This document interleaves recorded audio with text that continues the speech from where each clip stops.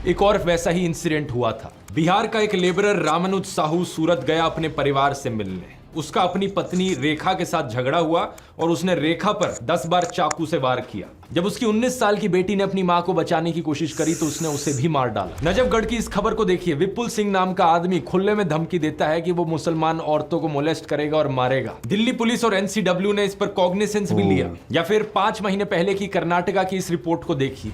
39 साल का आदमी प्रवीण अरुण, इसने अपनी 21 साल की एयर होस्टेस कोलीग आयनाज के साथ दोस्ती करी। जब आयनाज ने इससे कम्युनिकेट करना बंद कर दिया, ये उसके घर में गया और उसे मार डाला। और इसके बाद इसने उसकी मां को भी मार डाला, उसकी बड़ी बहन को भी मार दिया और उसके छोटे भाई 14 साल के उसको भी मार दिया। फिर से हिंदू आदमी है, मुस्लिम औरत है, तो गोदी मीडिया इसकी बात नहीं करेगा, ना ही आपको व्हाट्सएप पर सुनने को मिलेगी। वीडियो अस्सलाम वालेकुम एंड वेलकम टू रिएक्टिंग। मेरा नाम है तंजील और आप देख रहे हैं मेरा यूट्यूब चैनल रिएक्टिंग। तो गाइस आज मैं रिएक्ट करने वाला हूं ध्रुव राठी के एक न्यू वीडियो पर और बड़ा खतरनाक सा वीडियो है। बहुत इन्फॉर्मेटिव वीडियो होता है लेकिन इस बार थंबनेल बड़ा खतरनाक सा लगाया हुआ है। तो वीडियो का टाइटल है the Hindu Muslim brain wash agenda. I don't know कि मतलब ये क्या इसके पीछे की स्टोरी है। और दूसरा रियलिटी ऑफ मेरा अब्दुल। ये मुझे कमेंट सेक्शन में आप जरूर गाइड कीजिएगा कि मेरा अब्दुल वाली क्या स्टोरी है। तो चलते हैं हम अपनी वीडियो की तरफ। वीडियो शुरू करने से पहले अभी तक आपने मेरे चैनल को सब्सक्राइब नहीं किया तो चैनल को जरूर सब्सक्राइब कर लेना और हम चलते हैं अपनी वीडियो की तरफ। Let's check it out.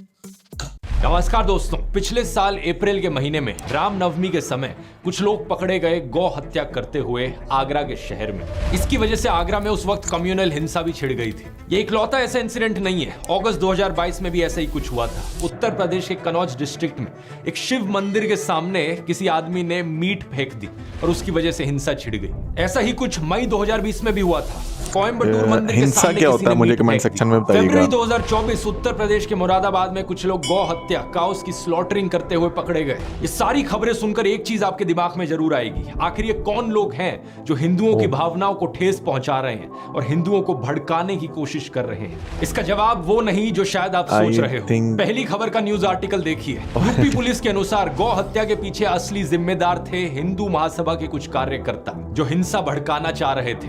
दूसरी खबर, शिव मंदिर के सामने मीट फिकवाई चंचल त्रिपाठी नाम के एक आदमी ने। इसने एक मुस्लिम कसाई को इसके लिए 10,000 रुपए दिए थे। इसके पीछे कारण था कि वहां के एसएचओ हरिश्याम सिंह के खिलाफ बदला लेना चाह रहा था। तीसरी खबर, कोयम्बटूर के मंदिर के सामने मीट फेंकने वाला आदमी था हरिराम प्रकाश, एक unemployed civil engineering graduate. Police के अनुसार ये मेंटली डिस्टर्ब्ड था।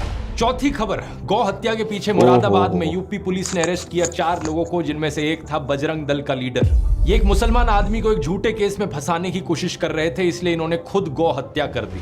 हैरानी की बात यह कि ये काम करने के लिए इन्होंने खुद एक मुस्लिम आदमी की मदद ली। इन खबरों के पीछे की सच्चाई सुनकर अगर आप हैरान हो रहे हो तो आराम से बैठ जाओ। अगले आधे घंटे में जो मैं सुनाने वाला हूं, अपनी आंखें और कान खोलकर ध्यान से सुनना। हमारे देश में एक भयंकर माफिया चलाया जा रहा है व्हाट्सएप और मीडिया के जरिए, जिसका सिर्फ एक मकसद है, सभी हिंदुओं को ब्रेन वॉश करना और तानाशाह के हाथों कठपुतली बना देना। मैंने पिछले वीडियो में समझाया था दोस्तों कि कैसे किसी भी देश का कोई भी डिक्टेटर हो, वो हमेशा देश की मेजॉरिटी कम्युनिटी को अपना टारगेट बनाता है। भारत के केस में मेजॉरिटी कम्युनिटी है हम हिंदुओं की, और हमें ब्रेन वॉश करने के लिए जो व्हाट्सएप पर माफिया चल रहा है वो 4 डिपार्टमेंट्स पर काम करता है। पहला डिपार्टमेंट जो आपके अंदर गर्व और अहंकार भरता है। कहा जाता है कि आप हिंदू कितने महान हो। Specially so called upper caste हिंदुओं को एक गर्व दिया जाता है। चाहे आपने कुछ पर्सनल लाइफ में अचीव किया हो या ना किया हो, आपको कहा जाता है कि आप महान हो क्योंकि आप इस जात, इस धर्म में पैदा हुए हो। हिंदू धर्म में जिस व्यक्ति का जन्म होता है वो व्यक्ति बहुत ही भाग्यशाली होता है। दूसरा डिपार्टमेंट कहता है कि आप पर सदियों से अत्याचार हुआ है, ये देखो आप कितने बड़े विक्टिम हो। तीसरा डिपार्टमेंट, आप खतरे में हो, देखो हमें उन लोगों से खतरा है, वो कभी भी आकर हमें खत्म कर सकते हैं। और चौथा डिपार्टमेंट जो नरेंद्र मोदी को मसीहा बनाता है, आपको कहा जाता है कि अगर आपको कोई बचा सकता है तो सिर्फ वही एक इंसान है जो आपको आकर बचाएंगे, इसलिए सिर्फ उन्हें ही वोट। दुनिया का सबसे बेस्ट प्राइम मिनिस्टर है। बाप जो पैदा किया उससे बड़ा मोदी है, उतना वो भगवान है। भगवान भारत के भगवान का वरदान बन के आए हैं। इस वीडियो में तीसरे और चौथे डिपार्टमेंट को गहराई से समझते हैं, ये जानने के लिए कि लोगों को क्या क्या दिखाया जाता है उन्हें ब्रेन वॉश करने के लिए।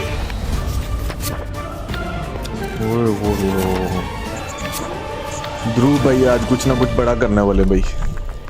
वीडियो 643 दुनिया भर पर नजर डालें बहुत दोस्तों ज्यादा तो information डिक्टेटर्स होती है कई इस बंदे देशों के में पास। देखे गए हैं, चाहे ये पाकिस्तान हो, जर्मनी हो, चिली हो या रवांडा हो। Exactly. लेकिन मैं सभी बोलने वाला डिक्टेटर्स था। के द्वारा टारगेट हमेशा मेजॉरिटी कम्युनिटी को किया जाता है। पाकिस्तान के देश में सुन्नी मुस्लिम्स मेजॉरिटी में है, तो उन्हें ब्रेन वॉश करने के लिए झूठी खबरें फैलाई गई कि कैसे देश की बाकी माइनॉरिटीज उनके लिए खतरा बन रही हैं। हिंदू, क्रिश्चियन, सिख, शिया मुस्लिम्स, अहमदिया मुस्लिम्स या फिर सूफी मुस्लिम्स ही क्यों ना हो। 2021 में बीबीसी ने वीडियो रिपोर्ट अपलोड करी थी जिसमें दिखाया गया कि पाकिस्तान ठीक की है। स्कूल की किताबों में कैसा नफरतखोर प्रोपेगेंडा मौजूद है जिसके जरिए बच्चों के दिमाग में जहर डाला जाता है। उन्हें ये कहानियां सुनाई जाती हैं कि कैसे हिंदूज और सिख्स ने लाखों नहीं यार। औरतों बच्चों को मार दिया।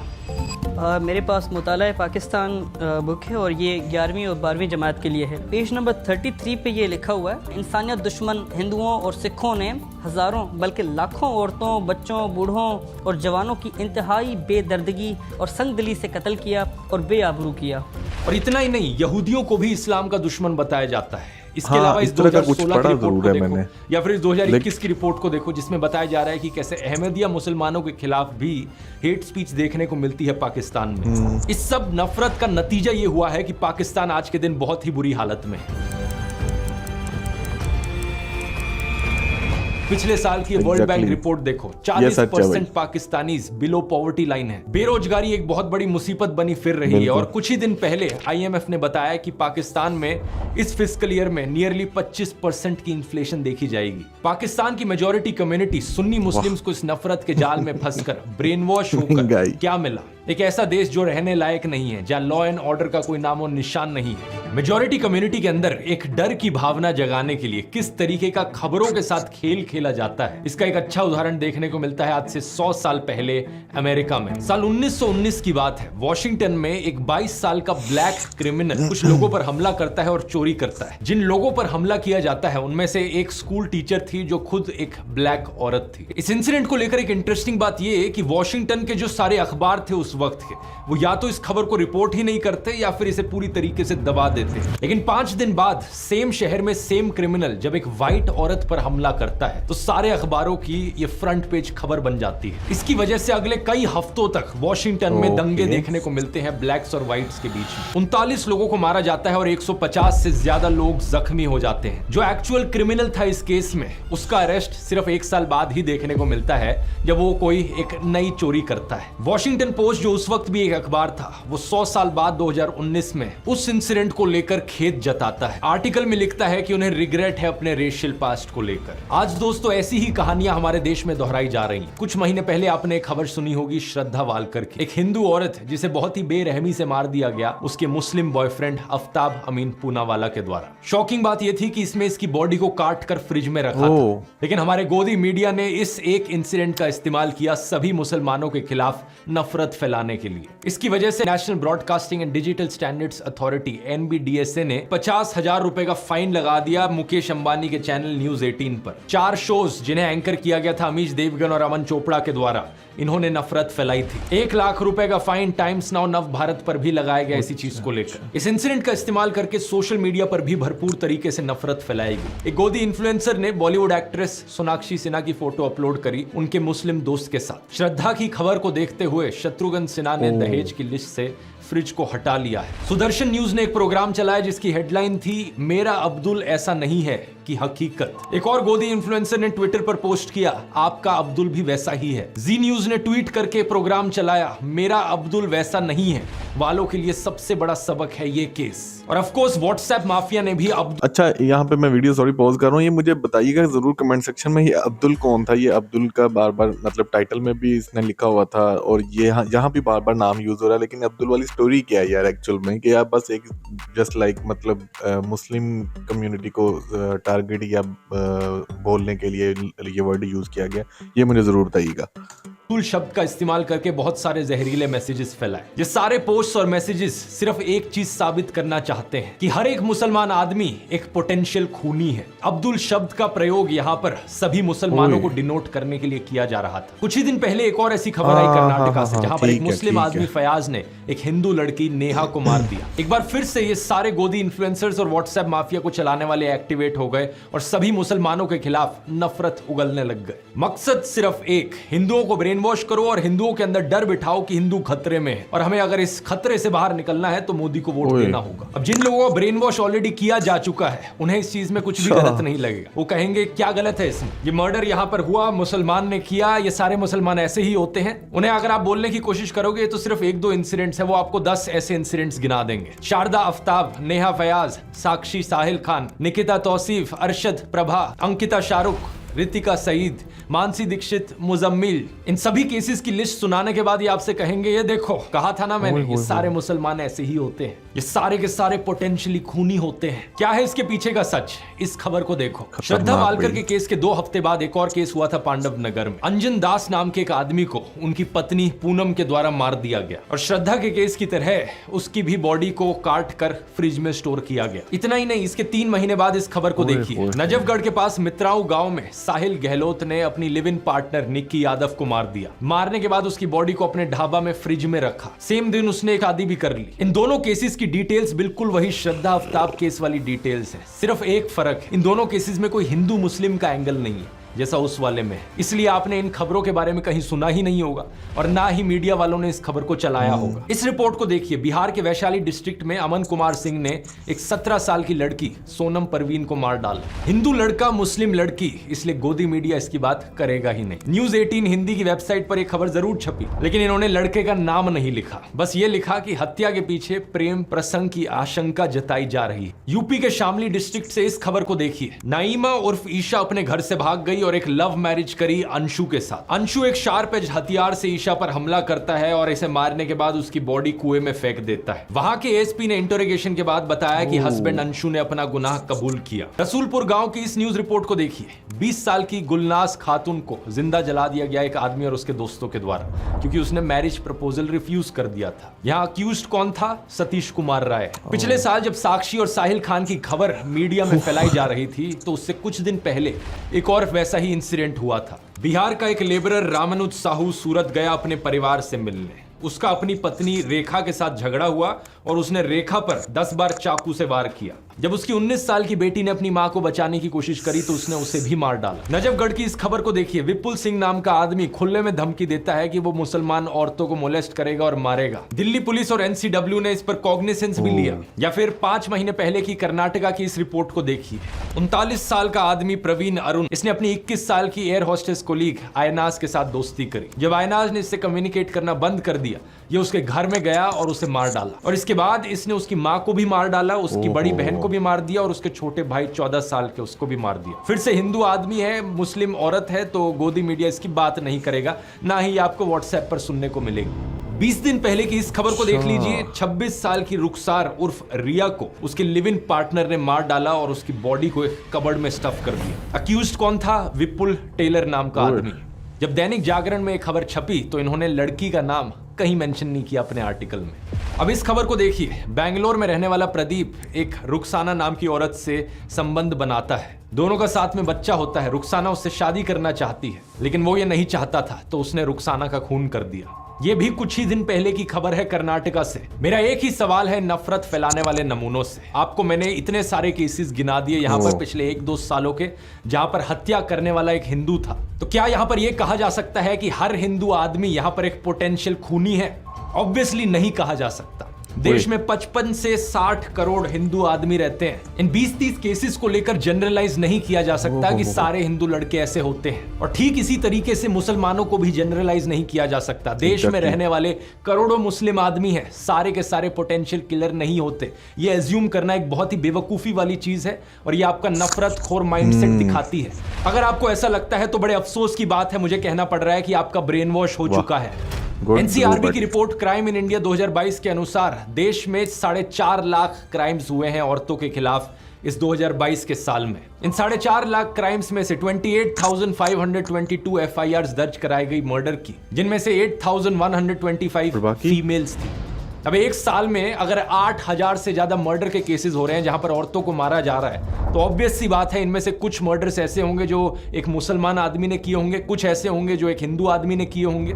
हर तरह के परम्यूटेशन कॉम्बिनेशन यहाँ पर आपको मिल जाएंगे। हिंदू आदमी हिंदू औरत, मुस्लिम आदमी मुस्लिम औरत, हिंदू आदमी मुस्लिम औरत या मुस्लिम आदमी हिंदू औरत। और सिर्फ हिंदू मुस्लिम ही नहीं, सभी धर्मों के आपको कॉम्बिनेशन मिल जाएंगे, क्योंकि 8000 यहाँ पर बहुत बड़ा नंबर होता है। प्रॉब्लम यह है कि जिन लोगों का ब्रेन वॉश हो चुका है, उनकी आवाज सिर्फ तब निकलती है जब उन्हें दिखता है कि हत्या करने वाला एक मुस्लिम आदमी था और जिसकी हत्या हुई वो एक हिंदू औरत थी। लेकिन इन सब लोगों के मुंह पर चुप्पी लग जाती है जब दिखता है कि यहाँ एक हिंदू औरत को हिंदू आदमी के द्वारा मारा गया, या फिर एक मुस्लिम औरत को हिंदू आदमी के द्वारा मारा गया। किसी भी नॉर्मल इंसान में अगर इंसानियत है तो वो इन सभी केसेस के खिलाफ आवाज उठाएगा जहां जहां औरतों का अत्याचार हो रहा है। कोई भी सेंसिबल आदमी यहां पर कहेगा सरकार को कि यहां सारे क्राइम्स को क्यों नहीं रोका जाता जो सारी औरतों के खिलाफ हो रहे हैं। असलियत में सॉल्यूशन ढूंढने की जरूरत है इस चीज को लेकर। ऐसा तो होगा नहीं कि पुलिस एक एरिया को सेफ बनाएगी सिर्फ हिंदू औरतों के लिए और मुस्लिम औरतों के लिए वो एरिया अनसेफ रहेगा। अगर किसी एरिया को सेफ बनाना है तो सभी औरतों के लिए वो सेफ बनेगा ना। सेलेक्टिव आउटरीच इन लोगों का सबसे बड़ा हथियार है। अगर आज मैं जस्टिस की डिमांड करता हूं तो मैं नेहा के लिए भी करता हूं और रुखसाना के लिए भी करता हूं। मैं उन सभी हिंदू और मुस्लिम औरतों के लिए जस्टिस की डिमांड करता हूं जिनके खिलाफ अत्याचार हुआ है। पुलिस को यहां पर स्पीडी इन्वेस्टिगेशन करने की जरूरत है। देश भर में अगर पुलिस वालों की कमी है तो स्टेट गवर्नमेंट्स को यहां पर और पुलिस को रिक्रूट करने की जरूरत है। कोर्ट्स अगर धीरे काम करते हैं तो उन्हें फास्ट ट्रैक ट्रायल करने की जरूरत है। तारीख पे तारीख देना उन्हें बंद करना होगा और खून करने वाला चाहे हिंदू हो या मुसलमान हो, उन सबको स्ट्रिक्टेस्ट पनिशमेंट दी जानी चाहिए। अब मैं इन बीजेपी वालों को चैलेंज करता हूं कि ये सेम चीज बोलकर दिखाएं। इनका एक भी नेता, एक भी कार्यकर्ता ये सेम चीज बोल नहीं पाएगा, हिम्मत ही नहीं होगी, क्योंकि अगर इन्होंने ये चीज बोल दी तो इनका पूरा का पूरा सिस्टम खत्म हो जाएगा। हिंदुओं को ब्रेन वॉश करने का इनका यही तरीका है और इसके बिना इनका धंधा ही नहीं चलेगा। अरे किसी और धर्म की औरत को लेकर जस्टिस की डिमांड करे वो तो बहुत दूर की बात है। ये हिंदू औरतों के लिए भी जस्टिस की डिमांड नहीं करेंगे अगर इन्हें दिखा कि बीजेपी इन्वॉल्व है कहीं पर। अगर किसी हिंदू औरत को किसी हिंदू आदमी के द्वारा मारा गया किसी बीजेपी रूल्ड स्टेट में, या किसी कल्प्रिट का कोई बीजेपी कनेक्शन निकल जाए, तो इनके मुंह बिल्कुल बंद हो जाते हैं। दिसंबर 2019 में देख लो क्या हुआ था जब farmer BJP MLA Kuldeep Singh को कॉन्विक्ट किया गया किडनैपिंग और मोलेस्टिंग के केस में। इस केस में बहुत से विटनेसेस की मौत हो गई थी और इनके कार्यकर्ताओं ने क्या किया, इनके सपोर्ट में रैली निकाली थी। विधायक जी सरासर निर्दोष हैं, उनको फंसाया जा रहा है। कुछ महीने पहले एक IIT BHU का केस हुआ जहां पर 3 अक्यूज थे, कुणाल पांडे, सक्षम पटेल और अभिषेक चौहान। ये बीजेपी IT सेल की वाराणसी यूनिट का हिस्सा थे। इन्होंने अपनी फोटोज पोस्ट करी थी JP नड्डा के साथ, अनुराग ठाकुर के साथ, UP CM आदित्यनाथ के साथ। क्या लगता है आपको यहाँ पर किसी हिंदू औरत की इन्हें चिंता थी? बिल्कुल नहीं थी, क्योंकि इस केस में इनके खुद के लोगों पर आरोप लगा था बलात्कारी का। उत्तराखंड का ये केस देख लो, 19 साल की अंकिता भंडारी का। ये एक रिजॉर्ट में काम करती थी और इस रिजॉर्ट के owner farmer BJP politician Vinod Arya के बेटे पुलकित आर्या थे। इस पर इल्जाम लगा कि इसने अंकिता को मोलेस्ट किया और उसकी हत्या कर दी। लड़की के पापा को एक से दूसरे पुलिस स्टेशन तक भागना पड़ा FIR रजिस्टर करवाने के लिए। कुछ एक्शन सिर्फ तब लिया गया जब लोकल न्यूज पोर्टल जागो उत्तराखंड में इस मर्डर को हाईलाइट किया था। लेकिन बाद में पता है क्या हुआ, इस न्यूज पोर्टल के जर्नलिस्ट आशुतोष नेगी को ही पुलिस अरेस्ट कर लेती है ये कहकर कि इसके इंटेंशंस पर हमें शक होता है। अंकिता भी हिंदू थी, लेकिन क्या व्हाट्सएप पर आपने इस मैसेज को पढ़ा? कभी नहीं पढ़ा होगा, क्योंकि इनका माफिया चल रहा है। श्रद्धा वालकर के केस में तो मुस्लिम ऑर्गेनाइजेशन जमात-ए-इस्लामी हिंद ने उसे कंडेम भी किया और किलर को लेकर हार्शेस्ट पनिशमेंट भी मांगी। नेहा फयाज के केस में अंजुमन-ए-इस्लाम कम्युनिटी के मेंबर्स ने कर्नाटका चीफ मिनिस्टर को लेटर भी लिखा, ये कहते हुए कि हम अक्यूज्ड फयाज के खिलाफ सिवियर पनिशमेंट की मांग करते हैं। लेकिन जो व्हाट्सएप फॉरवर्ड्स आपके फोन में हर दिन हर शाम को आ रहे हैं, वो व्हाट्सएप फॉरवर्ड्स आपको ये चीजें नहीं बताएंगे, क्योंकि उनका मकसद सिर्फ आपको ब्रेन वॉश करना है। वो सिर्फ आपके दिल के अंदर डर की भावना जगाना चाहते हैं कि आपको डर लगे मुसलमानों से और फिर इस डर के मारे आकर आप मोदी को वोट दो। मुझे बड़ा बुरा लगता है कहते हुए कि हमारे देश के प्रधानमंत्री के पास भी अब और कुछ बचा नहीं है। अब उन्होंने भी अपने भाषणों में ऐसे झूठ फैलाने शुरू कर दिए हैं कि हिंदुओं के अंदर डर बैठे और डर के मारे वो उन्हें वोट करें। ये संपत्ति इकट्ठी करके किसको बांटेंगे? जिनके ज्यादा बच्चे हैं उनको बांटेंगे, घुसपैठियों को बांटेंगे। पहली बात, कांग्रेस के पूरे मैनिफेस्टो में हिंदू और मुस्लिम शब्द का कहीं कोई जिक्र नहीं किया गया है और ना ही वेल्थ रीडिस्ट्रीब्यूशन शब्द आपको ये पूरे मैनिफेस्टो में कहीं मिलेगा। मेरी बात पर यकीन नहीं होता, आप इनका मैनिफेस्टो खुद जाकर देख सकते हो कांग्रेस की वेबसाइट पर, लिंक मैंने डिस्क्रिप्शन में भी डाल दिया है। Ctrl F करके वेल्थ रीडिस्ट्रीब्यूशन सर्च करने की कोशिश करना, कुछ नहीं मिलने वाला। उल्टा कांग्रेस के मैनिफेस्टो में बात करी गई है एजुकेशन की, हेल्थ केयर की, रोजगार की। इन्होंने कहा है कि ये 22 करोड़ लोगों को गरीबी से बाहर निकालेंगे, करोड़ों नौकरियां देंगे। राहुल गांधी ने अपनी स्पीच में भी ऐसा ही कहा था कि जितने रुपए नरेंद्र मोदी ने अडानी को दिए उतने रुपए ये गरीबों को देंगे, मजदूरों को, किसानों को और युवाओं को देंगे। जितना पैसा उन्होंने अरबपतियों को दिया उतना पैसा हम गरीबों को, पिछड़ों को, दलितों को, आदिवासियों को उठा के दे देंगे। दूसरी बात, प्रधानमंत्री ने बड़ी बेशर्मी से मुस्लिम पर वही स्टीरियोटाइप थोप दिया जो इनके व्हाट्सएप माफिया में फैलाया जाता है कि ये मुसलमान तो हमेशा ज्यादा बच्चे पैदा करते हैं। क्या प्रधानमंत्री ये खुद 5 भाई बहन नहीं है क्या? यूपी चीफ मिनिस्टर आदित्यनाथ को देख लो, उनके खुद 3 भाई और 3 बहन है। ये जो परसेप्शन बनाया जाता है कि मुसलमान ज्यादा बच्चे पैदा करते हैं, ये बिल्कुल बकवास परसेप्शन है, क्योंकि सरकारी रिपोर्ट्स को आप देखोगे तो ज्यादा बच्चे पैदा करना इसका फीमेल लिटरेसी से रिलेशन है। लक्षद्वीप में 96% लोग मुस्लिम है, लेकिन वहां की फीमेल लिटरेसी हाई है, इसलिए वहां का फर्टिलिटी रेट बहुत कम है। ऑन एवरेज लक्षद्वीप में एक औरत सिर्फ 1.4 बच्चे पैदा करती है, लेकिन देश भर में ये एवरेज 2 पर है। अब बिहार जैसी स्टेट को देख लो जहां पर फीमेल लिटरेसी सबसे कम है, इसलिए बिहार बर्थ रेट में सबसे ऊपर है।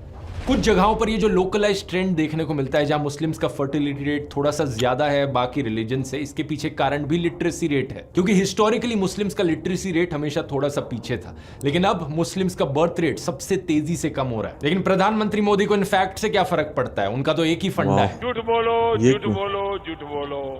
हमें सभी हिंदुओं को जागरूक करने की जरूरत है दोस्तों। जब ये डर का माहौल बनाने के लिए इनके पास असली खबरें खत्म हो जाती हैं, तो ये झूठी खबरें फैलाना शुरू कर देते हैं। श्रद्धा वालकर के केस में रशीद खान नाम के एक आदमी का केस निकल कर आया था। एक ऑन ग्राउंड न्यूज रिपोर्टर ने रशीद खान नाम के एक आदमी से बात करी जो श्रद्धा वालकर के मर्डर को जस्टिफाई कर रहा था। उसके खिलाफ एक FIR दर्ज करी गई और जब पुलिस ने उसे अरेस्ट किया तो पता है क्या पता चला? उस लड़के का नाम एक्चुअली में विकास कुमार था। रशीद खान बनने का नाटक कर रहा था वो। एक और ऐसा ही केस सामने आया जब एक फेसबुक पोस्ट वायरल होने लगी राजिया बानो नाम के यूजर नेम के साथ। इस पोस्ट में जस्टिफाई किया जा रहा था कि हिंदू औरतों के खिलाफ कुछ हो तो वो ठीक है, रिवेंज है। कुछ हिंदू अकाउंट्स ने बड़ी आउटरीच करी इसको लेकर कि ये मुसलमान हम लोगों से इतना नफरत क्यों करते हैं। और जब इस चीज का फैक्ट चेक किया गया तो पता लगा कि यूजर नेम गलत था, राजिया की जगह राजिया लिख रखा था। और प्रोफाइल पिक के बारे में सर्च किया तो पता चला कि ये राजिया के यूजर नेम के पीछे एक पवन शर्मा नाम का आदमी था। इस बंदे की एक और पोस्ट मिली तो किसी ने कमेंट कर रखा था, शर्मा जी नाम क्यों बदल लिया?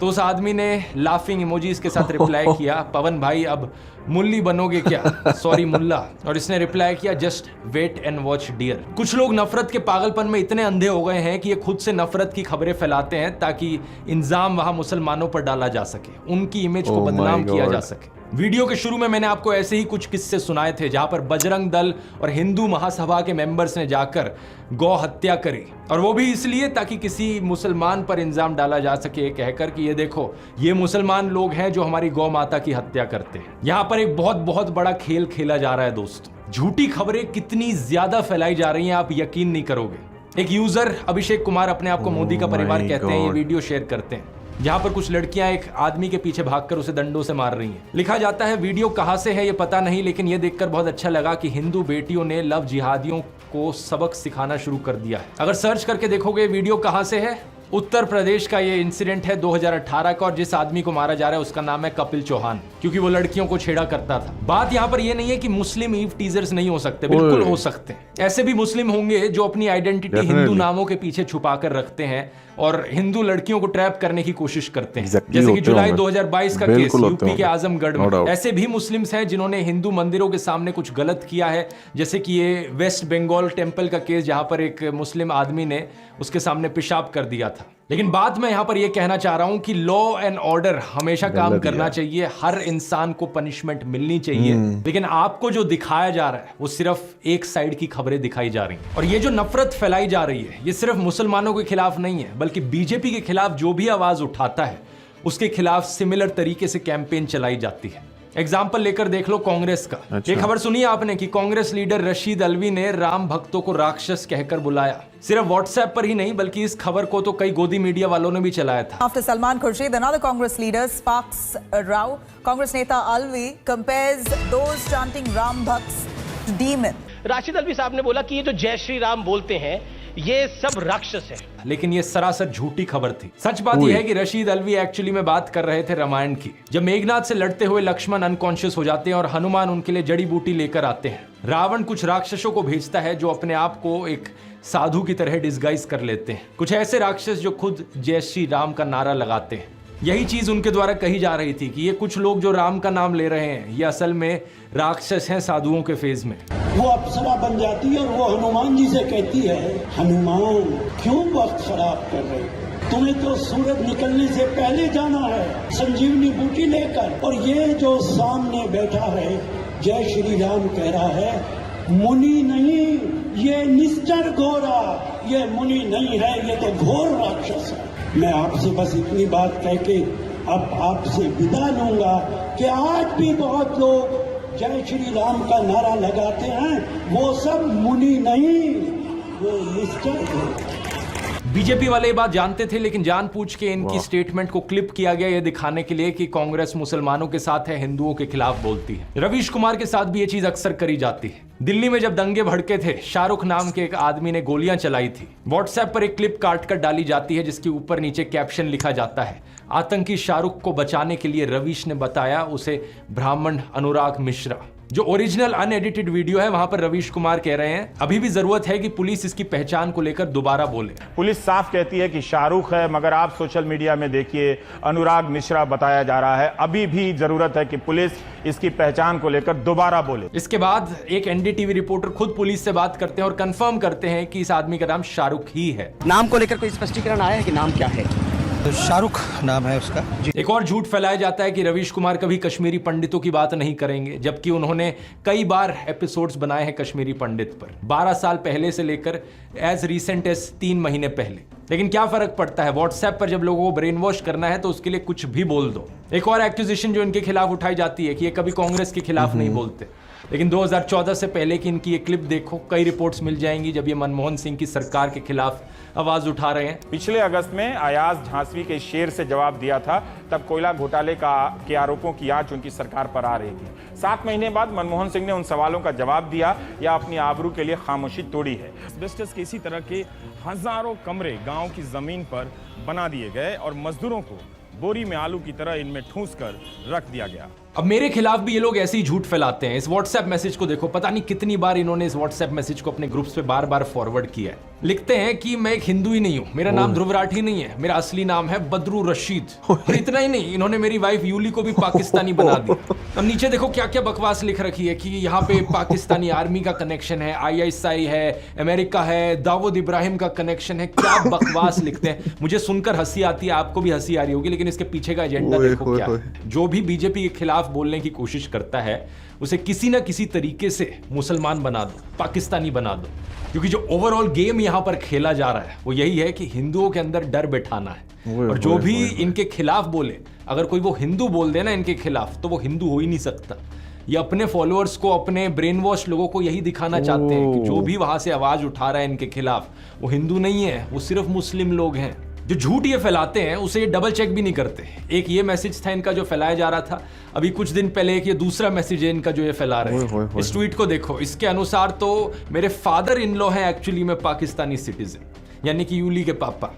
फिर लिखते हैं कि यूली इकलौती बेटी है उनकी। ये चीज भी झूठ है। अगर इन्होंने मेरे व्लॉग्स देखे होते तो इन्हें पता होता कि वो इकलौती नहीं है। मतलब कुछ बिलीवेबल तो हो जो कह रहे हो, लेकिन अनफॉर्चुनेट चीज ये है कि जो लोग ब्रेन वॉश्ड हो चुके हैं इनके माफिया के अंडर आकर, उन्हें इससे फर्क ही नहीं पड़ता। ये एक लॉजिकल सेंसिबल दिखने वाली झूठी कहानियां क्यों बनाने में टाइम वेस्ट करें, जब इनके जो लोग व्हाट्सएप मैसेजेस पढ़ रहे हैं वो इन बेसर पैर की झूठी कहानियों से ही कन्विंस्ड हो जा रहे हैं। व्हाट्सएप माफिया का तीसरा डिपार्टमेंट कुछ इस तरीके से लोगों के अंदर डर बिठाता है कि उनकी सोचने समझने की शक्ति बिल्कुल स्विच ऑफ हो जाती है। इसलिए बहुत जरूरी है लोगों को जागरूक करना इस चीज के बारे में, स्पेशली हिंदू लोगों को जागरूक करना, क्योंकि अगर किसी को सबसे ज्यादा बेवकूफ बनाया जा रहा है यहाँ पर, तो वो हम हिंदुओं को बनाया जा रहा है। इस माफिया के 2 और डिपार्टमेंट्स बचते हैं। आने वाले वीडियोस में उनको भी गहराई से समझेंगे, लेकिन तब तक काम रुकना नहीं चाहिए। हमारा ये संघर्ष देश के संविधान को बचाने के लिए है, देश के लोकतंत्र को बचाने के लिए। और अगर आप उन लोगों में से हो जिन्हें अभी भी लगता है कि नहीं देश में सब ठीक चल रहा है, देश में कोई तानाशाही नहीं है, तो जरा कुछ दिन पहले की इस खबर को देख लो जरा। सूरत की लोकसभा सीट पर क्या हुआ, कांग्रेस के कैंडिडेट को डिस्क्वालीफाई कर दिया गया और वहां बाकी 8 कैंडिडेट्स ने किसी ना किसी बहाने से विड्रॉ कर लिया, यानी कि इलेक्शन होने से पहले ही बीजेपी ने यह सीट जीत ली। इमेजिन कर सकते हो दोस्तों, लाखों लोग जो सूरत में रहते हैं उनका लोकतांत्रिक अधिकार उनसे इस तरीके से छीन लिया गया। इतना ही नहीं, अरुणाचल प्रदेश में भी ऐसा ही कुछ हुआ। बीजेपी ने 10 सीटें ऑलरेडी जीत ली वहां पर इलेक्शन होने से पहले ही। और इस खबर को देखो, जहां पर दिल्ली में वो चुनाव हारने वाले थे, उन्होंने इलेक्शन ही नहीं होने दी एमसीडी की। इससे पहले चंडीगढ़ की इलेक्शन में सीधा सीधा फ्रॉड करने की कोशिश करी गई थी बीजेपी को जिताने के लिए। मतलब समझ रहे हो आप इस सबका दोस्तों? जो पहले चंडीगढ़ में हुआ, जो आज सूरत में हुआ, वो कल पूरे हिंदुस्तान में होगा अगर इन्हें इसी तरीके से जीतने दिया गया तो। वन नेशन वन इलेक्शन तो सिर्फ दिखावे का फंडा लगता है। अगर देश इसी तरीके से आगे बढ़ता रहा तो यहां पर जल्द ही वन नेशन जीरो इलेक्शन होगी। चुनाव होने से पहले ही बीजेपी के कैंडिडेट्स जीतते जाएंगे। क्या आप ऐसा देश देखना चाहते हो जहां पर इलेक्शन के कोई मायने ही ना रह जाएं? इस चुनाव में दोस्तों हमें अपनी पूरी जी जान लगानी होगी देश के लोकतंत्र को बचाने के लिए। मैंने तो अपना पूरा करियर यहां दांव पर लगा दिया है, क्योंकि मैं चुप नहीं बैठ सकता। मैं देश को ऐसी हालत में गिरते नहीं देख सकता। इसलिए मैं बार बार कह रहा हूं, अपनी आवाज उठाओ, क्योंकि शायद दोबारा कभी मौका ना मिले। 3 स्टेप्स मैं आपको दोबारा से बताना चाहूंगा। स्टेप 1, मेरे व्हाट्सएप चैनल को जाकर ज्वाइन करो। इसका लिंक इस QR कोड में मिल जाएगा, या लिंक डिस्क्रिप्शन में भी है। अगर ये लिंक आपके लिए खुल नहीं रहा तो व्हाट्सएप ऐप को अपडेट करो अपने फोन पर। चैनल ज्वाइन करने के बाद बेल आइकन दबाओ नोटिफिकेशन का। हमारा मिशन है 100 करोड़। हम व्हाट्सएप पर एक ऐसी आंधी लेकर आएंगे सच की कि इनका ये पूरा व्हाट्सएप माफिया दब जाएगा। स्टेप 2, वोट करना मत भूलना। वोट करना बहुत बहुत जरूरी है। अपने परिवार में, अपने दोस्तों तक ये चीजें पहुंचाओ। और स्टेप 3, जितना आप अपने आसपास के लोगों को जागरूक कर सकते हो करो। वीडियोस बना के करो, या घरों से बाहर निकलो, गांव में जाओ, मोहल्लों में जाओ, सड़कों पर घूमो, लोगों तक ये संदेश पहुंचाओ कि देश कितना खतरे में। मुझे नहीं पता अंत में हमारी ये कोशिश सफल होगी या नहीं, लेकिन एक बात जरूर पता है मुझे, मैं अपने आप पर हमेशा गर्व करूंगा कि मैं चुप नहीं बैठा रहा। मैंने अपनी तरफ से पूरी कोशिश करी, आखिरी दम तक कोशिश करी। जय Hind. Love you bro. Okay जी, ध्रुव राठी का बड़ा ही मतलब सनसनीखेज किस्म का ये वीडियो था। अब जिस तरह के वोटिंग की बात कर रहे हैं कि यार वोटिंग जो सी है ना, पता नहीं इंडिया में अभी इस चीज़ का मुझे आइडिया नहीं है कि कितना मैटर करती है, लेकिन पाकिस्तान में वोटिंग आई थिंक, मेरा अपना पर्सनल ख्याल है कि वो भी मैटर नहीं करती कि इतने हालात यहाँ पे ख़राब हो चुके हैं कि आप वोट किसी को डालते हो, वोट किसी का है, वोट बैंक किसी का है, लेकिन जीतता ओपोजिशन वाला बंदा आराम से जीत जाता है। हम वोट किसी को डालते हैं लेकिन काउंटिंग में किसी की चला जाता है। तो ये पाको इंड में बहुत ज़्यादा यार इस तरह का सिनेरियो देखना पड़ता है। वो क्या कहते हैं यार पंजाबी में कहावत, जिसकी लाठी उसकी भैंस। तो वो चक्कर ये जो बंदा पावर में होगा ना वो ये करेगा। तो ये सिर्फ लोग ही, जिस तरह ध्रुव ने बोला कि ये लोगों की ही पावर होती है कि मतलब कि वो अगर बाहर निकलेंगे, उतनी संख्या में वोट डालेंगे, जितनी बड़ी तादाद में निकलेंगे तो उनका ये चेंजिंग लेवल जो है ना उतना कम हो जाएगा। तो वो कितना को चेंज कर लेंगे, कितना डिफेंड कर लेंगे, कितनी धांधली कर लेंगे, कितना कुछ कर लेंगे। मतलब कि आपका ये पीपल पावर पे डिपेंड करता है डेफिनेटली। और ये पाको इन दोनों में सेम सिचुएशन है कि आपको पावर जो सी शेयरिंग होती है ना वो बहुत ही ज़्यादा महंगी पड़ती है और बहुत ही ज़्यादा घपले किए जाते हैं, बहुत ऊपर नीचे पता नहीं क्या क्या किया जाता है। बंदे उठा लिए जाते हैं और मार दिए जाते हैं, कुछ करके जनाब साहब पावर नहीं डिवीजन करनी पड़ती। बस कहता है बंदा एक बार जो पावर में आ गया सो आ गया, वो वहीं बैठा रहेगा। तो ध्रुव ने बड़ा यार सीरियस अपने आप पे जो मंडलाता खतरा है वो भी बता दिया कि भाई ये मैं करता रहूँगा, चाहे मेरे मतलब कोई भी इसके लिए जो सी वैल्यू देनी पड़े, कोई भी कीमत चुकानी पड़े। तो ध्रुव ने यार बड़ी बहादुरी का मुजाहिरा किया इस चीज़ में। बहुत स्ट्रॉन्ग बंदा है यार, ये सच मतलब बोल रहा है। और पाको में इंडिया मुस्लिम हिंदू मुस्लिम में जो कॉन्फ्लिक्ट चलता आ रहा है, तो डेफिनेटली कोई ना कोई इस चीज़ को हवा देने की कोशिश करता है कि ये दोनों कभी सेम ना हो जाए। जिस तरह पाकिस्तान में बहुत सारे लोग फ़िरका वारियत में पड़ जाते हैं, सुन्नी शिया बरेलवी पता नहीं क्या क्या फ़िरकों में पड़ जाते हैं, और उसमें आके एक दूसरे के साथ अपनी जो सी है ना रंजिशें बढ़ा लेते हैं, लड़ाइयाँ हो जाती हैं, दंगे फसाद होना शुरू हो जाएंगे।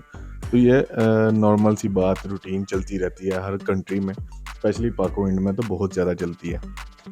तो गाइस होप सो आपको ये वीडियो अच्छी लगी होगी। अच्छी लगी तो लाइक और कमेंट करके ज़रूर बताइएगा।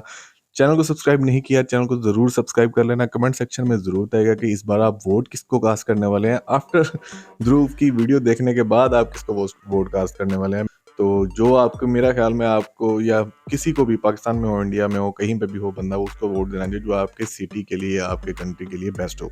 तो आप हमेशा उसको वोट दें। तो गाइस होप सो आपको वीडियो अच्छी लगी होगी, अच्छी लगी तो लाइक और कमेंट करके जरूर बताइएगा। चैनल को सब्सक्राइब नहीं किया तो चैनल को जरूर सब्सक्राइब कर लेना और हम मिलते हैं नेक्स्ट वीडियो में, तब तक के लिए अल्लाह हाफिज।